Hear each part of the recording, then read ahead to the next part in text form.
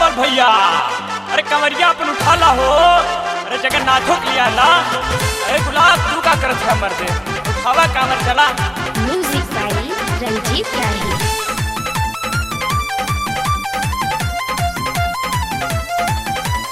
आ रही music studio. जब बजरिया लाइब कवरिया दिन दुपहरिया रात भोर हरिया। जब बजरिया लाइब कवरिया दिन दुपहरिया रात भोर हरिया। चलब नहिया जोड़ के कि बम बम बोल के, कि बम बम बोल के, कि बोला बम बोल के, कि बम बम बोल के।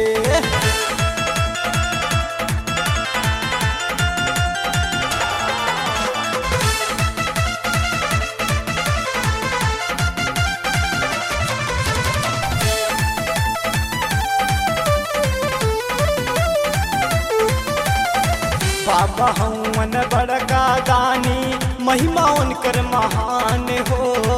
उनके जैसन ज्ञानी ध्यानी और केहू कहाँ हो, और केहू कहाँ हो। बाबा हवन बड़का दानी, महिमा उनकर महान हो।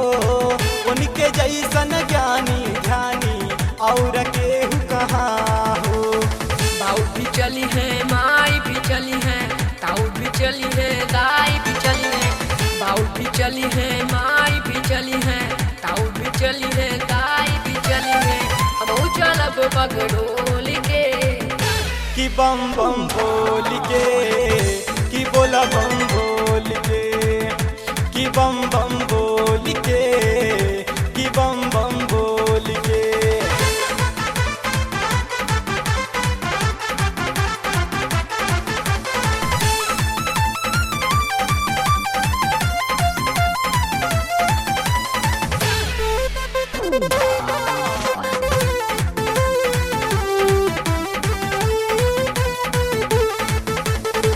बाबा के डमरुआ हउए सबके राह देखावेला।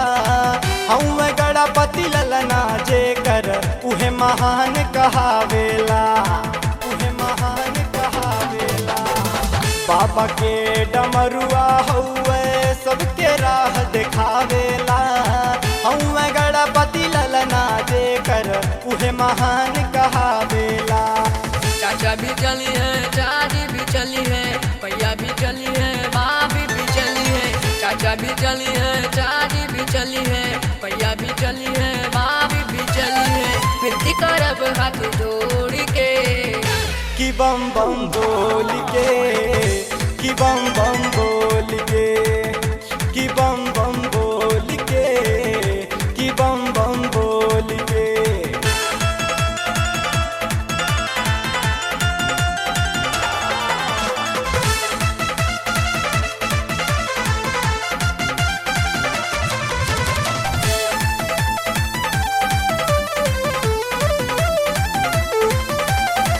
कवि ज्ञानी राउर बाबा कर नीत रचनिया हो। नीरज पिंकल रौर सरनिया गावे रोज भजनिया हो, गावे रोज भजनिया हो। कवि ज्ञानी राउर बाबा कर नीत रचनिया हो। नीरज पिंकल रौर सरनिया गावे रोज भजनिया हो। कावर में लिंग सफावा लगाई, कहले रिसु हम डमरू बजाए। कावर में लिंग सफावा लगाई, कहले रिसु हम डमरू बजाए। बोले लटे में रस बोल के कि बम बम बोल के, कि बम बम बोल के, कि बम बम बोल के।